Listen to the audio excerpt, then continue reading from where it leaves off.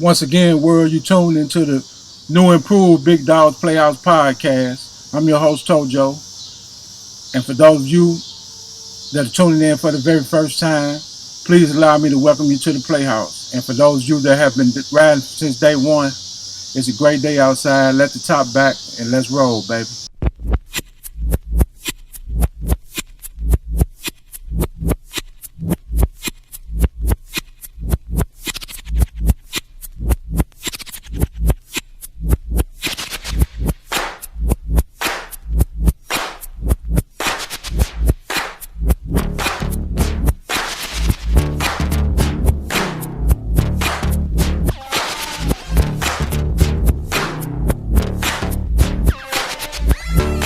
Check this out.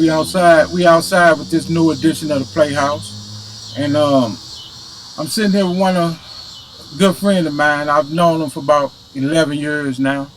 And ever since I've known him, he's always been a man of his word. And I was thinking about how I was gonna introduce him on this show. And I got a hold to his bio, and I just wanted to read something off of it. You know what I'm saying? It says a unique and productive, rags to riches, destructive to perseverance life story. College bound, turned into a homeless man, turned into a drug lord, turned into a penitentiary inmate, and today stands as a philanthropist, urban guru, and entrepreneur of a multi-million-dollar urban marketing production company. Without further ado, I would like to introduce you to my brother, my friend, Mr. Johnel Langerston. All right. Man, that made me sound like I was doing something in a lifetime, huh? So you don't believe you're doing something? I'm just saying, when you live in it, it ain't the same. You kind of live it, and it doesn't really live according to the way it sounds after you write it once you lived it.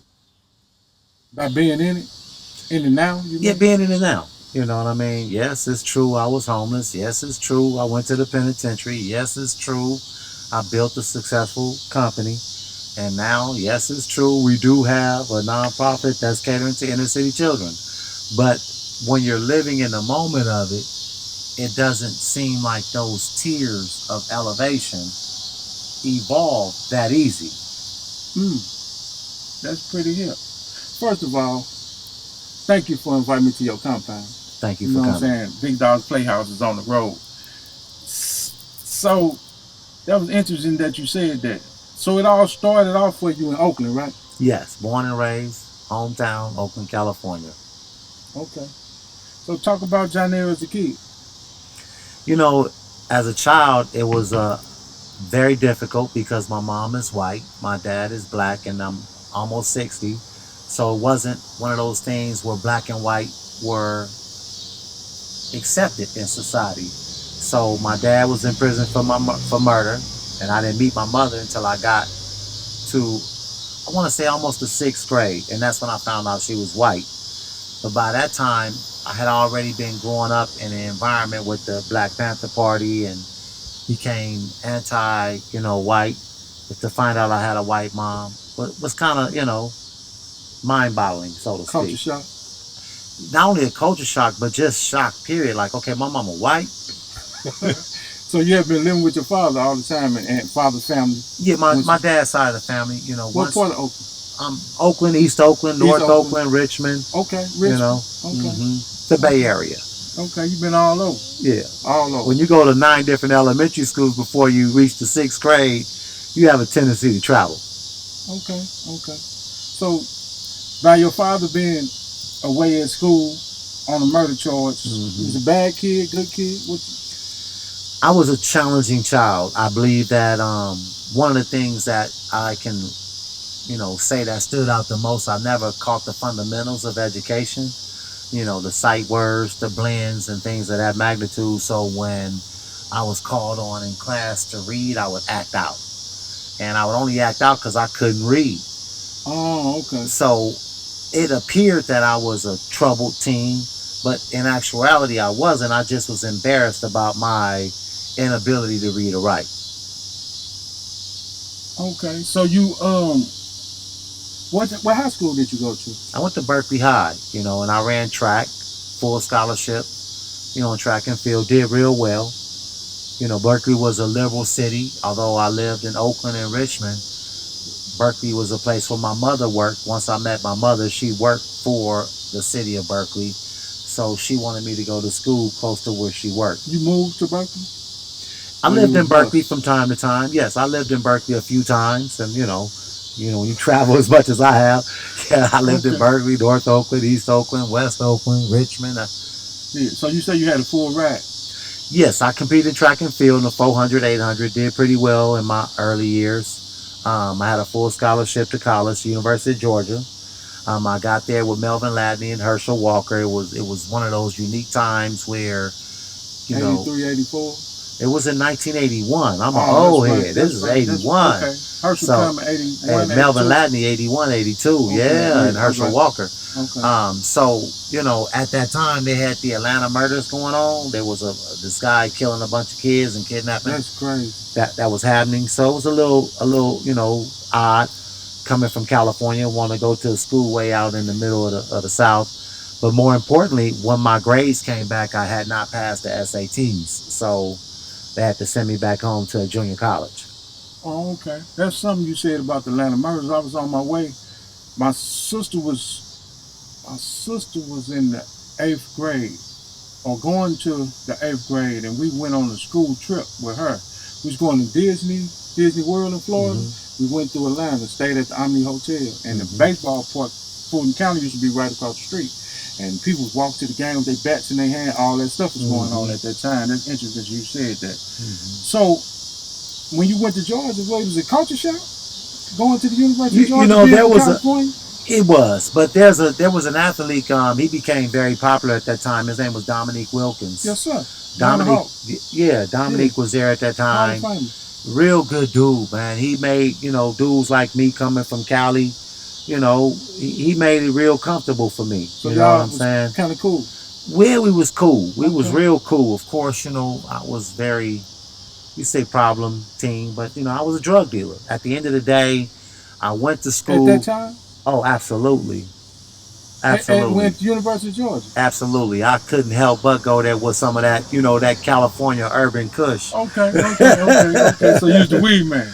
I was the bud man. You was the bud man. What can I say? We next to Humboldt County. Everybody considered themselves a bud man at that time. Hey, in the Golden Triangle, baby. That's right. Man, California. So, so you come back to junior college. Yes, I had, my grades came back. I wasn't, didn't do well on my SATs. Stayed at a junior college locally and trained with some of the best, athletes at that time, and then did well at state meet, did well at the nationals. And then I said, I need some better competition. So I went to Mount Sac the following year in Los Angeles, which is known for its track and field. And then at Mount Sac, I did real well again, but that landed me a full scholarship to the University of Northridge. Okay, so you end up in Northridge. Yes, I end up in Northridge. So there's 3 different schools. How old are you by that time at Northridge? At Northridge, I had actually, it's funny because I said I'm going to give up the weed game and stop selling drugs to turn into this wannabe athlete student type of person. But unfortunately, in class, I couldn't read or write or understand what the teacher was talking about. But because of my athletic ability, they passed me anyway. So they were crippling me, and not knowing that they were crippling me, they were crippling me. So when I came to a point in my career where I got hurt and I couldn't come back that following year, I fell back to what I know best, drugs. Okay. Stronger drugs, harder drugs? No, I stayed in the weed game for a while until the crack epidemic hit, and then in 1987, I got into what that illicit trade they call crack cocaine. Okay, I don't know if we're moving too fast or not, but I read somewhere where you was homeless. Yeah. So this before crack or That's a good question.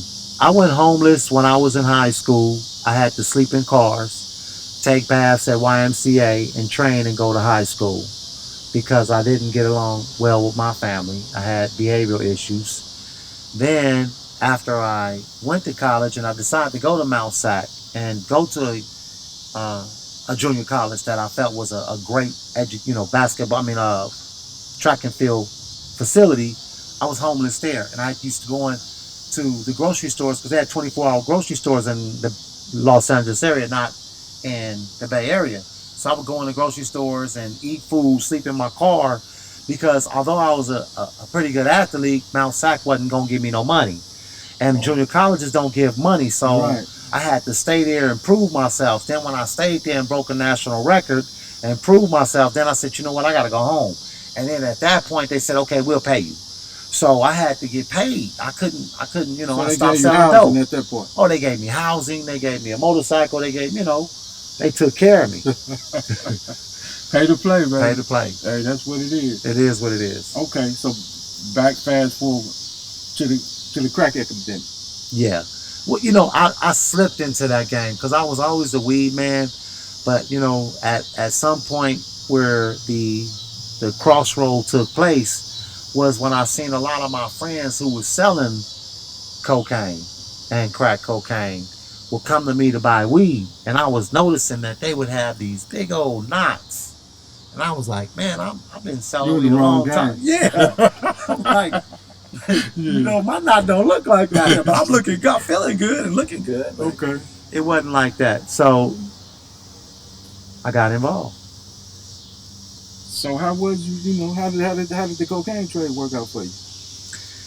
You know, I got to be honest with you. I want to point out that the illicit trade has a unique twist. The same attributes that you would possess in an illicit trade is what it takes to make in a legitimate trade. So the crack game for me was like, okay, cool. I'm not going to be out here. I would take an ounce, and I noticed that everybody would want to make $600 off an ounce after they got it for $1,000. And I'm like, okay, wait a minute. I'm not going to make no $600 off this ounce. I'm only going to make $200 extra. So I would make my rocks extra big. So that allowed me to create a name. Oh, LL got the double ups. And so now we got the double ups. So now the crack cocaine game came in, and I would give people more money than what everybody else was giving them for a product. But it kept everybody looking for you, though. It kept them looking for me. So I didn't have to sell nothing. People would look for me. Look for you. Yeah. And with that being said, that was my motto throughout the whole port, which was only 8 months before I was arrested. And someone told on me. The word got out because I was on my way to Colombia to meet up with Pablo Escobar. And it was just, at that point, I had grew too big. Chartering planes, spending money like I was spending money. You know, you would hear stories of the freeway ricks and all that, but I just want to say that every city has a pocket of drug lords that's living good. Yeah. That's living real good and have done good. Yeah. You know, I would spend $775,000 every other day. But because I wasn't flamboyant and hanging out, you know, doing all that dumb stuff, you're not going to hear my name, which is the way I envisioned myself being. I just didn't know how to take that illicit trade money and make it a legitimate trade. But I will say this, I learned something from, I did the BMF logo later on as we talk about this, and marketing and advertisement with my company, Fat Effects. And I remember Meech specifically saying, he was like, man, listen, I used to tell him, hey man, change lanes, man, you eating good, change lanes. He like, man, I don't need to change no lanes. He said, because here's what happens. I'm going to live like this now, and I'm good. The RICO Act comes into play when you take an illicit trade and try to make it legit. Yeah. But as long as I'm just spending money and having fun, I'm not going to get no RICO Act. Right. Okay. Big Meats, huh? Shout out to Big Meats. That's my... And the whole BMF clique. You get what I'm saying? Yeah. But anyway, we're going to move on. Yeah. My fam. So, you get picked up. Yes. Someone told on me. As a first-time offender, right out of college, because I wouldn't tell. I didn't have no dope. I just had money. So they couldn't figure out what to do with me. They're like, who is this guy? They stumbled onto me. They're like, who is this dude? I just had money. But they had photos of people that was known drug lords in the community coming by all the time. And they're like, okay, who is this dude? Like, how is he connected? And because I wouldn't tell, and I had all that money, like, okay, we finna lay him down. He tell. No, I did every bit of my 10 years, and I spent 4 of that in the hole because I was super stupid. Okay. What year you come home? I came home in 1996. Okay.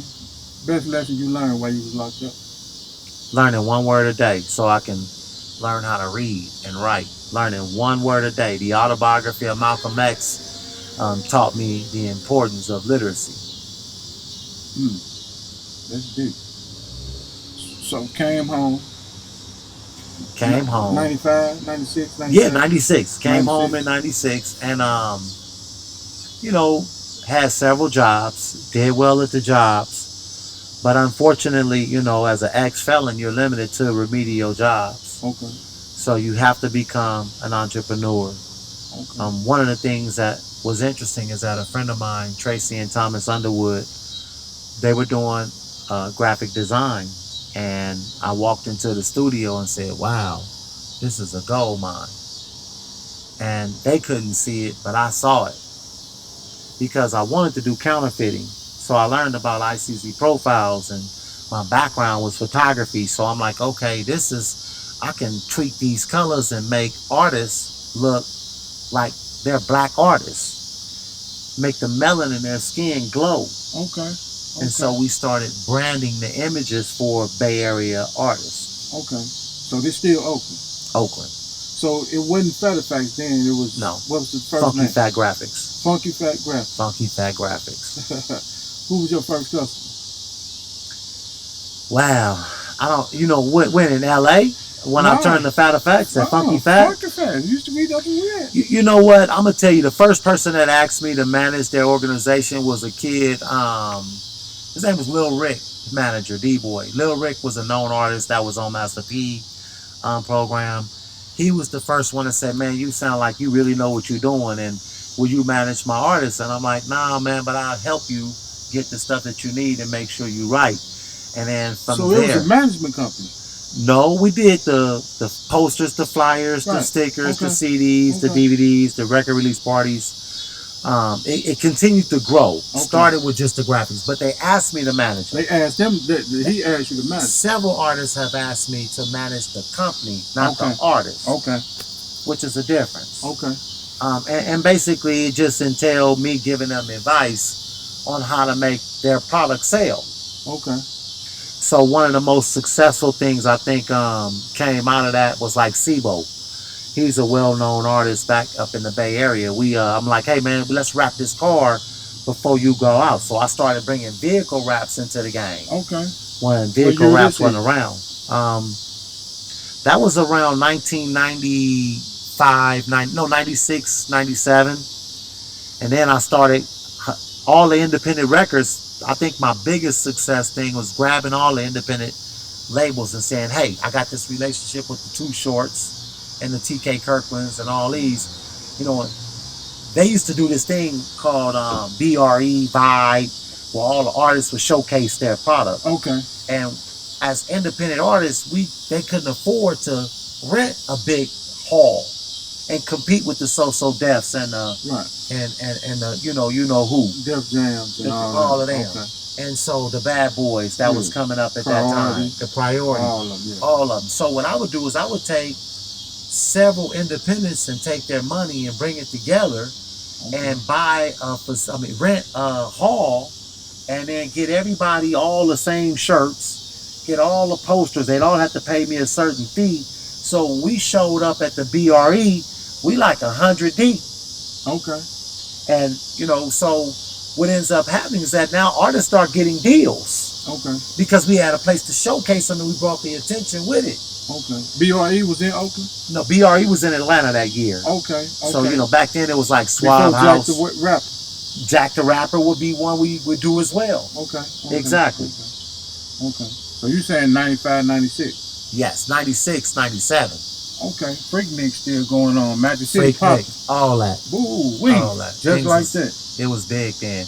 You know, we would dress girls up and put them with picket signs and run around like, you know. Yeah. It was just, you know, back then it was real hip hop. Okay. So you went from that and then you moved to LA.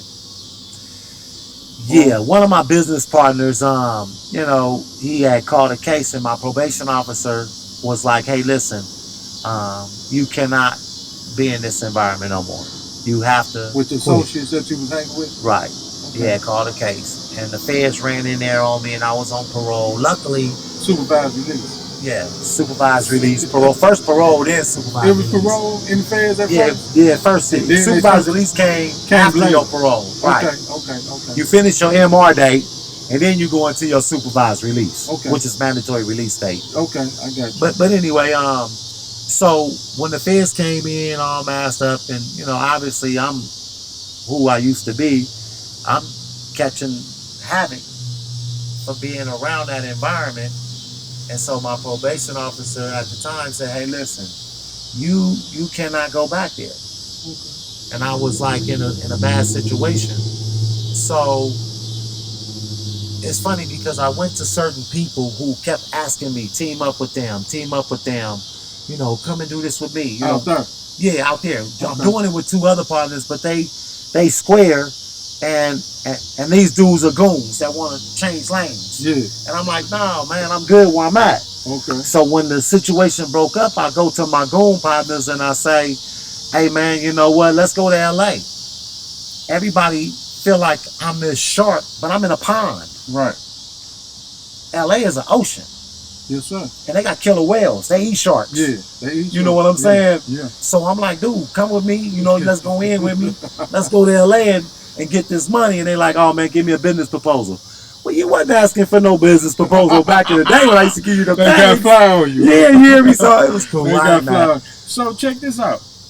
Where did you meet Master P on this journey? Oh, I met P when I came home. He and I in Oakland. Yeah, okay. You know, because the company that I was partners with, we had been knowing P, and they introduced me to Master P in my hometown. They did the original logo, had merchandising on P, and just everything. So P and I had, you know, established a real good relationship over the phone calls over the years. Okay. You know,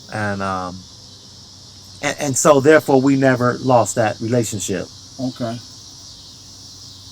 That's what's happening. So y'all did some business back then, like. Oh yeah, we were very instrumental in a lot of things when it came to marketing for P. You know, putting early days. Yeah, early No Limit days. Yes, putting all the album covers in one package so that people will see up and coming things. Okay. Having all the bus benches all over the city. You know, there's several things that we were able to do not only for P but, you know, E40, you know, and you name it. Tony Draper, Rap a Lot. I mean, you know, it wasn't just Master P. He was one of the independents that probably shined the most because he owned all this stuff. Right. So when I would go visit him, I remember when he was doing the movie I Got the Hookup. He called me up and say, "Hey man, you know, I'm about to do this movie." I'm like, "Dude, you ain't doing no movie unless we doing a cover." Okay. And he like, "All right, man, well come on out here." So he flew us out there. We did the photo shoot right outside of Priority and did the cover for it. But he ended up changing the cover even after that. But the point is that he was very organic about it. He would be like, "Man, of course you can do it. Come on." Okay. And so we maintained a very good relationship through the years. Okay. So, fast forward to LA. Mm-hmm. You moved to LA. That's when Fairfax became in effect. Yes. Okay. So with Fairfax, what's interesting about Fairfax is that I only had about, I want to say I had about $10,000 saved. I had about $5,000 in credit cards. And my probation officer gave me a 90-day pass to go to LA and find a location. Okay. I took that 90-day pass. I found a location. I spent every bit of my 10 grand in 1999. And I'll never forget because it was around December. And come January, I was only going to have enough money to pay my rent. And I'll be broke after that. And there's a friend of mine from the penitentiary who came in my office. His name is Flint Coleman. Flint walked in. He like, "Oh, they go, what's up, LL?" You know, good. You know that penitentiary stuff is real. Yeah. And So anyway, Flint was like, hey man, you know, I want to bring this dude down here. He want to meet you. And it just so happened that the guy he brought was Paris Johnson. Well, I did a bunch of stuff for Paris Johnson with Nike. And also I did stuff for him for Death Row when I was in Oakland. So Paris and I were friends. Okay. So Paris Johnson was the president of Death Row at the time. Okay. But he brought Paris Johnson because he took on a new role at a company called Black Ground Records. Black Ground Records. A lot of people don't know who Black Ground Records is. Okay. But I'm going to tell you, that's Barry Hankerson company. Mm. Barry Hankerson was married to Big Patti boy. LaBelle. Yeah. He's behind the Aaliyah, Timberland. I can keep on going. Barry has been very instrumental. Missy Elliott. I mean, Barry has been like a pillar in the music industry for a long, long time. Long time. So he dealt with goons, and them goons came to my office, and they're like, "Hey, man, we finna do this project called Romeo Must Die." Okay. Soundtrack. Damn and right. I'm like, okay, that's cool. And when we did that project, it's funny because I talk about it in my book called An Urban Child. Okay. And I described the day that they walked in, and I described how they wrote me a check for so much money that the bank did not even want to let the money clear. You had a problem with it? No, I made it happen. But the point is that was the first time I seen that much money in a check. Ever. And they had a deal with Virgin Records, and they wrote me that check, and my job was to make that project look like it was a major label release, and I did. Okay. And we won. Yeah. We won real well, so much so that I came back to do the Exit Wounds, the Jill Scotts, and then my name started ringing because I was able to take minimal amount of budgets, which of course major labels was spending $500,000, and you can spend a quarter of that with me, and I'll make you look like a major label. Just like that, flat out. Okay. I think Yusef Jackson put it best about Reverend Jesse Jackson. His dad would take a pork chop and feed the whole family. Oh, Jesse, huh? Yeah. Rainbow Coalition. Oh. Hey, so Fat Effect still open today? Up and running? 25 years I have been in business. 25 years? 25 years. Fat Effects, I opened it up in 99. This is 2021. So I've been doing it since then. And before that, I was doing it in Oakland as Funky Fat Graphics. Okay. But Fat Effects itself started in 1999. So Fat Effects headquarters in LA? Yes, it's still in LA right now. Okay. So you make business cards in LA and point fingers and point everybody in the right direction? Every day. Every day? All day long. All day. I was hearing you just a minute ago. You called and they was like, we own it right now. We got it. But anyway, okay. Yeah. So Fat Effects roll. Urban Born come about. You know, Urban Born was organically brought in because of the guys that I saw coming in with hip hop, who didn't know how to talk, could not. I mean, it was just sad to see these youngsters come in and looking like they look. And so I felt compelled as being older to help these youngsters sit right, stand right, make eye contact. You know, things that they need to know when they're negotiating deals. One particular person that a lot of people grew to know was Nipsey Hussle. When he came into my Urban Born program, Nipsey Hussle was one of my first children in my program. Slauson and Crenshaw. Yeah. Nipsey Hussle. Yeah. Okay. The marathon. Yes. Okay. Go ahead. Why you say it like that? I'm saying, I'm familiar with. Okay. Yeah. I've been in the store before it got checked out and all that. We had a few situations. I'll go in the store one day. And me and Greedy Greg together. Oh yeah, Greedy Greg. So I come back to the car after I go in the store. Greedy like, who in there? I said, Miss Slam dude with some tattoos on. He like, that's Nip. I'm like, man. He say, but how he got glasses? I said, no, he ain't got no glasses. He said, well, that's Nip. He got a brother named Sam. Yeah, Sam with glasses. But so I'll go back in there. I'm like, man, hey. Now how much you say this hot stuff is? He like, man, I say, man, I ain't gonna fret about that, man. Because if I was in the white folks store, we wouldn't be talking about that. I just come here to introduce myself. He like, man, where you from? I'm like, I'm from St. Louis. Ooh, and matter of fact, I had about a couple of sweatshirts, a couple of jerseys, and a couple of t-shirts, and he threw me a hat. You know what I'm saying? Every time I come back and sing. But one thing that I did, like, I didn't know him personally like that, have a telephone number like that, but I seen him reading his book one time. And I asked him what it was because I'm a book reader. And it was a book called 3 Magic Words.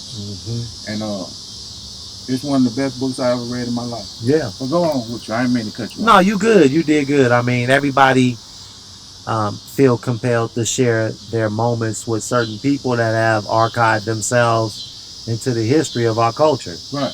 And he's done very well at that. You know, when I got him, you know, he was banging with every other word. He was talking and throwing up gang signs, you know. But Nipsey grew to become one of the best listeners. We were, in fact, even up until his demise, we were working together. I had him working with the city of Los Angeles to redesign that whole Los Angeles area because my friend is the architectural designer for the underground train station that's going through there. That's going down Crenshaw. Yes. Under the ground right now. Yeah, and so I'm familiar with that. They had problems over in that area, and so I sent him down to talk to Nipsey, and him and Nipsey got together, and you know, they started working together. That was you know, he didn't know who Nipsey was, but he kept hearing his name. But to me, he's just another one of our children in our program that needed our help. Right. Okay. So Urban Born started actually what year? I think that I really can't put a year on it because we've always been doing it, but I've been a 501c since 2002, I believe, 2002. Okay. We've done... Well, I was going away at that time, but go ahead. Yeah, we traveled across the country, Master P and I, doing a lot of events together, teaching children through basketball. And that was one of our things we would do is educate children, but using basketball as a carrot. And we found in some of these poorest communities that a lot of them had things that are in common. Young children didn't know their long vowel, short vowel sounds. So what we did is we partnered up. I would do the academic component. He would do the basketball component. Okay. So there's somebody that didn't know what Urban Born was. What is the mission statement of it? Our mission statement is that, well, first let's back up. We Googled the worst place to live, and Hold on, what'd you say? We Googled the worst place to live because we was having so much success in LA with our children. Oh, so you were setting off a mission to... Yes. Okay, go ahead. So we Googled the worst place to live, and we said, okay, that place has the highest problem. Let's go there and open up another Urban Born. And where did that end up at? St. Louis. Where we at right now? Yeah, where we at right now. So I live in the worst place to live. But at that time, that's what it said. So I flew out here, and you'd be surprised how, for someone that comes from California like me, this is some third world country stuff. You know, looking at people sitting on a porch still, drinking and watching cars drive by, standing on a corner, selling dope. Houses is all boarded up. It goes back to what they call a broken window theory. You have to look that up to know what that means. But when I came here, I was like, wow, this is not normal. I'm like, this is just where I need to be. Okay. And so what I did as far as our mission statement is I said, let me bring a carrot to the table. Because black families have a tendency not to invest in education. Okay. But they will invest in some basketball, some football, some baseball. So you can have sports to grab. I need that carrot. That carrot is that basketball. So I said, well, let me buy a school and cut a school out and make it my house. So I found a school. Okay. Cut it out. The compound. Made it into my home. Okay. And then I'll bring children to my home where we have a professional basketball gym. Okay. And we'll use that professional gym as a carrot. Okay. And then we'll do early education through basketball. Okay. So our mission is to revitalize the community within the community. Like, I don't live in the boondocks where I gotta travel to work and come and help the community. No, I live in the community. No, you live in the community. And revitalizing the community in the community. Yeah. And one of the worst parts of the worst part to live in. That's it. That you Google. It really is. But check this out. I didn't mean to cut you off. I ain't gonna let you off the hook like that since you teaching. No doubt. You gonna get the definition of the broken window theory. Okay, so let me break it down to you about the broken window theory. Okay. There's this old thing that happened here in St. Louis that you guys may not be aware of. Okay. What they did is they said, let me let the area go all the way down. We won't repair no roads. We won't repair no nothing. Right. We'll let the area drop. So the broken window theory is, okay, they'll fine you for your windows being broken. You go to jail, somebody come in and break into your house or whatever, now you get a fine. This is the way that they keep fining you. They can take your properties from you. Okay. So what they do is they take this theory, and they did it in New York first, and it worked. That's why you're looking at Harlem look like Harlem today. Right. Okay. And they go in and let the area depreciate, come in, buy it for pennies on a dollar, and then come back in what they call regentification.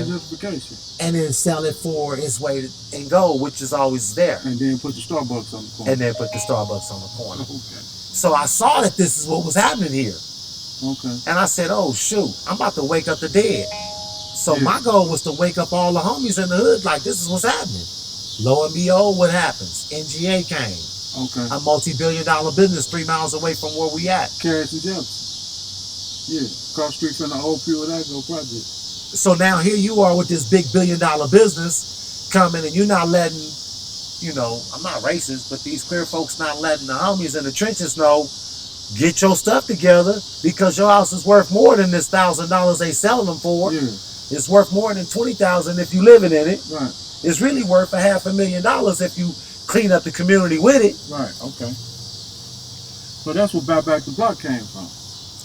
Buying back the block is more than just words. It came from people of power having money, moving out the block. Okay. Because it's very difficult when you start having money.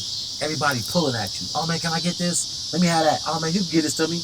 And so you don't want to say no, because then they feel like, oh, you better than me. So it's a catch-22 with that. So it's like, okay, don't nobody ask me for nothing, because I'm a working man. I'm not a celebrity. I'm not rapping. I'm not singing. I'm not dancing. I'm not acting. I do business.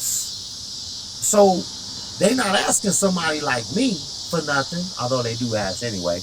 But still, I know how to say no because I do business. Okay. Because you're a businessman. I'm a businessman. I'm not a bank. I don't loan money. Go to the bank and borrow money.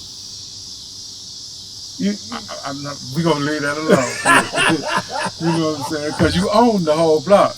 Yeah, I own the whole block. And you your own bank. I'm my own bank. That's right. I finance the buyers. Yeah. But it's a difference. I sell you a home and I finance you. What's wrong with that? Nothing. It's business. It's business. You're not a businessman. You are a businessman. I'm a businessman. I don't go to the banks and borrow the money to do my block. I fix the money with my own money that I make. I'm not mad at you, my brother. I know you're not. You my partner. You my partner. Hey, but check this out though. You used to be an MC. I'm sorry, repeat that? You used to be an MC, a rapper. Nah. You used to be in a rap group. Nah. I was lied to? You was lied to. I called Oakland. Who you gonna call and say I wasn't never no rapper? You wasn't never no rapper? Never in my whole life. Y'all might be having somebody that looked like me. Okay, so we're gonna let that slide. You let it. Who would say that? I was a drug lord. I was a drug dealer. Okay. Listen, the first person that came to me and told me to get into music was Harry O. Harry O, he started Death Row. Harry O say, LL, you tripping. So this is LA at this time? No, I was in Oakland. That was my partner from Oakland. That was back in my heyday. Okay. But Harry O was like, man, you can start some music stuff and get it. I'm like, man, I don't want to do no music. I'm a drug dealer. But I look like rapping. Okay. I mean, not to put no rappers down, but I'm just saying like. So Short was from your neighborhood? No. Short is a good friend of mine that somebody I did that, one of my partners put Short out when he was doing business with me. Okay. And Short know me because his person that was putting him out was getting his work from me. Okay. Just like that. So today, where you at in life, and like how I see you interact with the children and things like that. Like, from coming from back then in that life, as you say, you know what I'm saying? And in that life of a drug lord and interacting with the children that you do today, like, how do that make you feel? You know, I tell you, what's really good about it is that the children can relate to me because they're growing up in the environment that I come from. There's no large gap. There are daddies that come through. Some of them are stuck, paid vacation in the penitentiary. Those children know that I come from a similar background. They got uncles that still may be or may not be, doing what they do. But the relationship that I have with them is familiar to them. So therefore, when I tell them that they can't come in my house unless they bring their homework, they know I'm not playing about that. They know that I will do what I do to make sure you get this academic component to not follow who you love footprints. Okay. Because I know that you love your dad, and it's easy to follow those footprints to someone that you love. Okay. And so the love that I show them is that same love that they get from someone that come from an illicit background. Okay. And therefore, the interaction is more organic. It's kind of like what they would say, meeting them where they're at. Okay.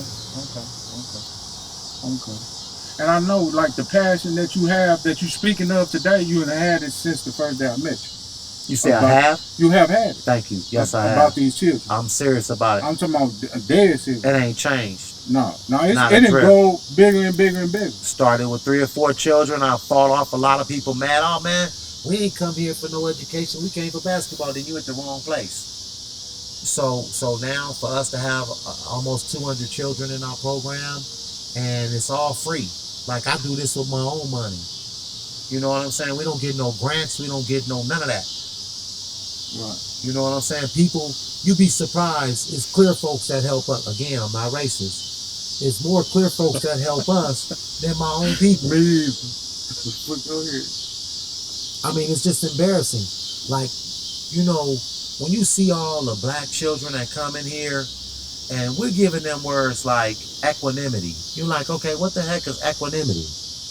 Equanimity simply means to keep your composure no matter what the circumstances are. Mm-hmm. So not only are you learning the vocabulary word, you're using it in your mindset, because if you're getting fouled in the game and a referee calls a foul on you, you got to stay under what? Control. Yeah, you got to keep your composure. So we're using words like that, and then that builds their confidence up. And then guess what? We do it all in sign language. No, I know. Your daughter taught me sign language from the first day I met her. We do it in sign language. Well, she was about 4 years old at that time? She was about 6 at that time. Yeah. Mama Sita's off the hook. Yeah. Feeding the dog. Oh. Speaking Spanish to them. Yeah. I'm like, man, you got that child over there with them big dogs. Yeah. I'm like, big dog, she got it. Don't she worry got about that. They not going to move until she pull that thing and she give them a command to eat. Eat on command. Yeah. I teach them big old killers over there. Have to. Yeah. They do not play. At all. So, while we speaking on that, what does the word family mean to you, my brother? Family has a multi-layered thing, because you have family within the structure home. Okay. You have that family, and then you have another family that comes from an illicit trade. Believe it or not, like, they're like family to me. My homies is like, they goons, and people look at them like they crazy, but nah, they like give you the best love you ever seen. Like, they die for you, kill for you. That's some stuff you ain't never heard of. That's like some real family stuff. Yeah. You know what I mean? Okay. And so therefore the tears of that, like, it's very difficult, because people say, oh man, how you gonna say, that's your folks like that, and they just committed like several murders? I'm like, well, what did that person do to make them act like that? That's one thing. And secondly, it's like, they don't act like that with me. Right. When they come here, they treat our children like family. Like family. Yeah, like family. And so, with that type of love, we can fix the planet. Right. And the family thing is like, it takes a village to raise a child. Ain't no doubt. So we need that family to be extended beyond the scope of our immediate family. Okay. So with that being said, by being in St. Louis as long as you have, what do you think about the city now? You know, I believe that the system has won. They did what they intended to do. They deliberately dummied down the culture to put them in a position that they're in. And if you read the book, The Deliberate Dumbing Down of America, you can find that these things are in sync with what is happening here in this culture. Let's just break it down to make it even deeper. You have a population of black people. 98% of the crimes that are committed are black on black crimes. 98% of the crimes that are committed are black on black crimes. Now, when you look at that, 50% of them, well, I take that back. Yeah, it's 98%. 50% of those black on black crimes that are incarcerated for, when we only make up 12% of the population. Right. Okay. We're killing each other. But why? Oh, I know why. Because if I'm already frustrated about not being academically prepared to feed my family, I'm always walking around looking with something wrong with me. It's always an issue. How you gonna expect me to be happy and I don't have no food in there to feed my children? Right. Like, I can't walk around here and act like I'm happy and my academic ability does not want me to work and make the kind of money that you advertising in front of me. Right. With these rims, these cars, your academic ability don't meet your financial ability would never equal. You got it. Equal what you marketing in front of me. Yeah. Them nice coats, them nice shoes, them nice, I want the new iPhone, I want this. Okay. Then you got to look at another documentary, which again, The Deliberate Dumbing Down of America, but consuming kids. It breaks down how they purposely market to your children and to them to buy, I want. So you get a frustrated energy in an environment that's not academically prepared.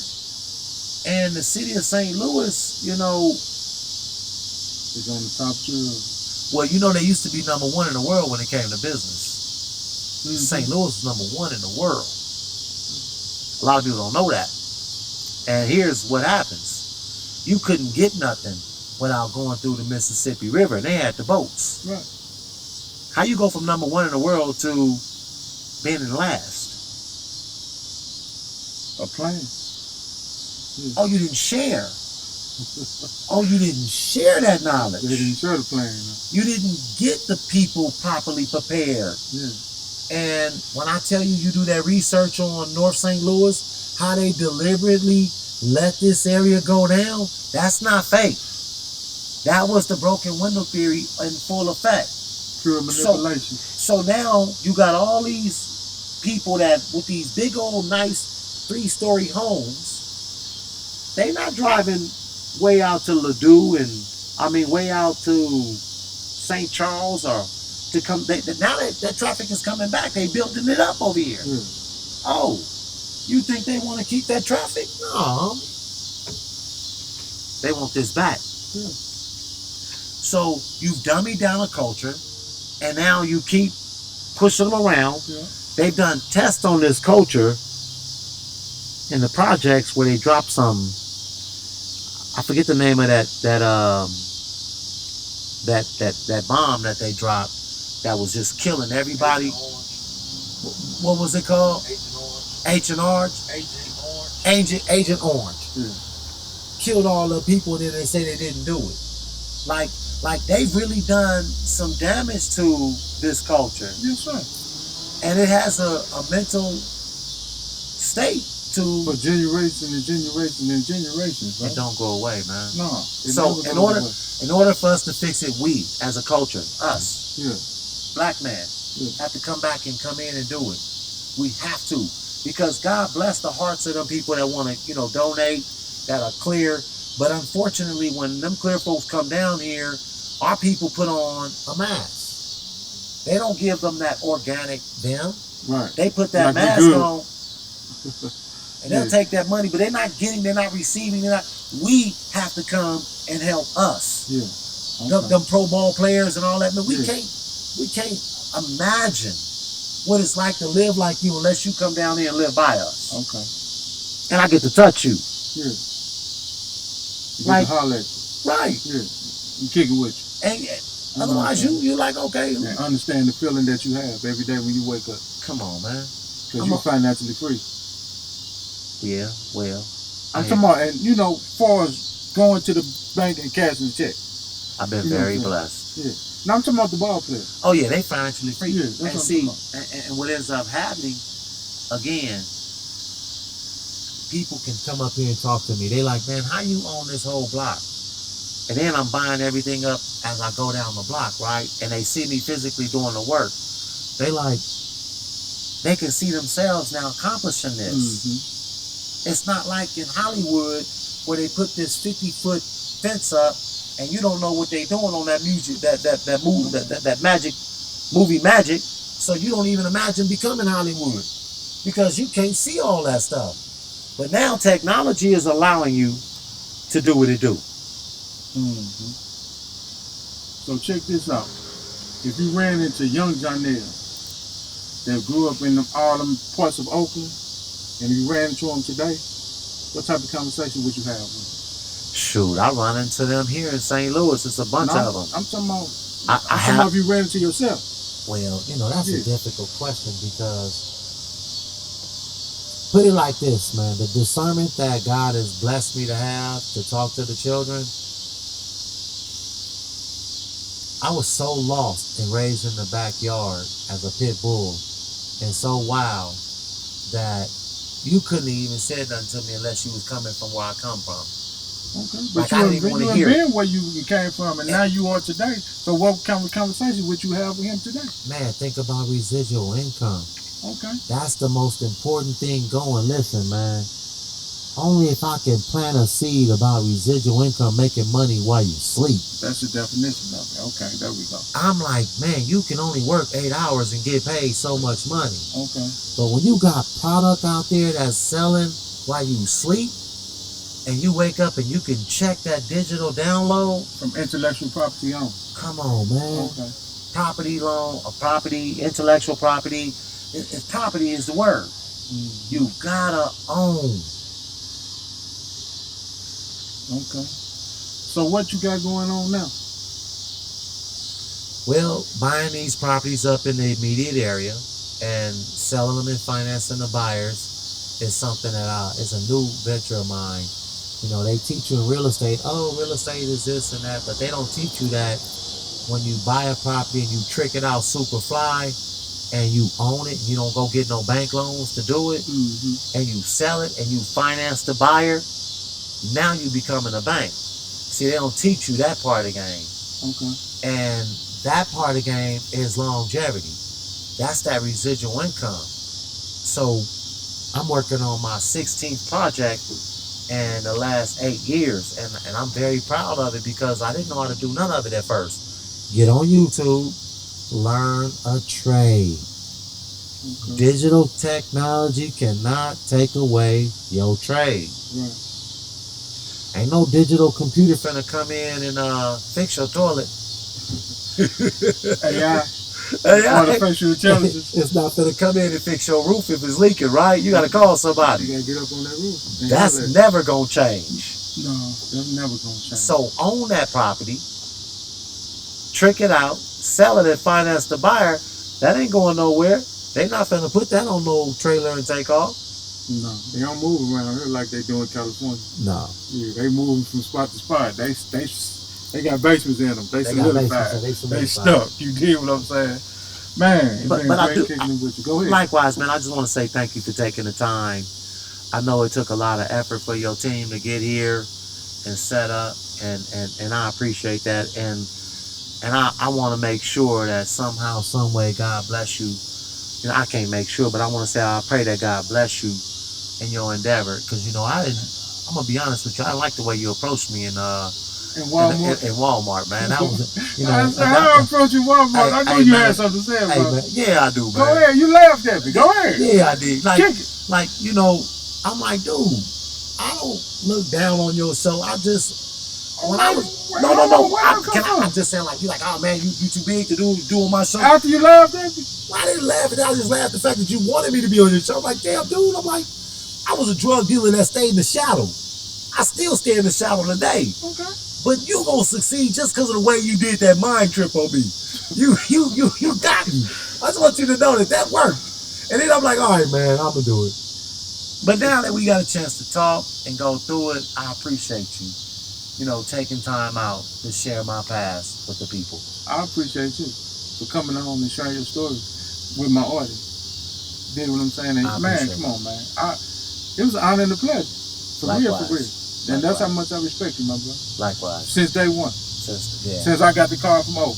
Yeah. And he say, man, I got a call from out the way and some people coming in, whoopty wop, and I was here from day one. Yeah, you was. And that call off the way was from one of my little young homies that just got off the penitentiary. Yeah, his people.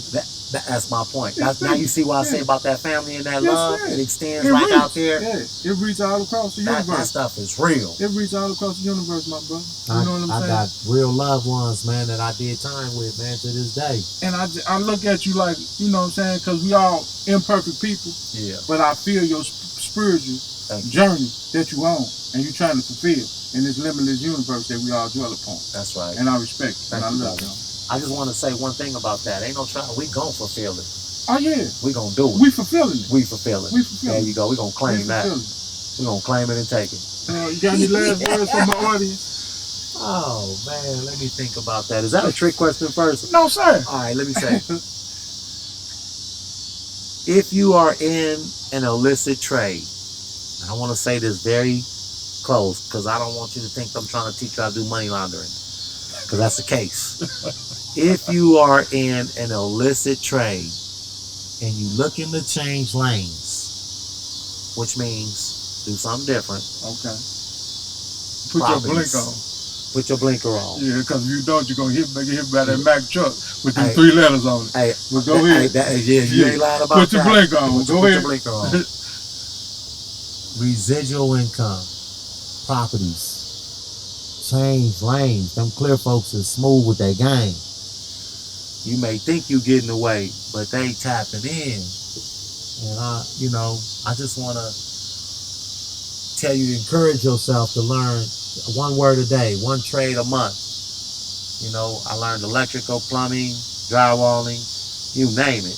Just learn one trade. So can't nobody even beat you. Or if you're paying somebody to show up, they don't show up, you can do the job. Change lanes. Be here for your family. I need you right here with me helping my people. Because I know that you guys, the ones that's out there in that illicit trade, you willing to take chances like that to survive. Imagine the chances you will take to help my people. And I need you. All right. Couldn't say it better than that. Where can we find you on social media? You and all your businesses. You know what? I stopped doing social media about 2 years ago, but I do have Johnel Langerston on Instagram, and I do have Johnel Langerston at Facebook, but I stopped social media 2 years ago on Urban purpose. Born and Fairfax, everything. All that is there. Johnel Langerston, you'll find me. It's real simple. But I stopped doing it 2 years ago because it started consuming too much of my time that I don't have. They diagnosed me with a fatal disease called sarcoidosis. They gave me 2 years to live. I'll be damned if I'm going to be spending it on some social media when I could be making a difference for my people. How long was that, bro? Man, I'm still here. This is the 8th year now. Okay. I'm still here. Yeah.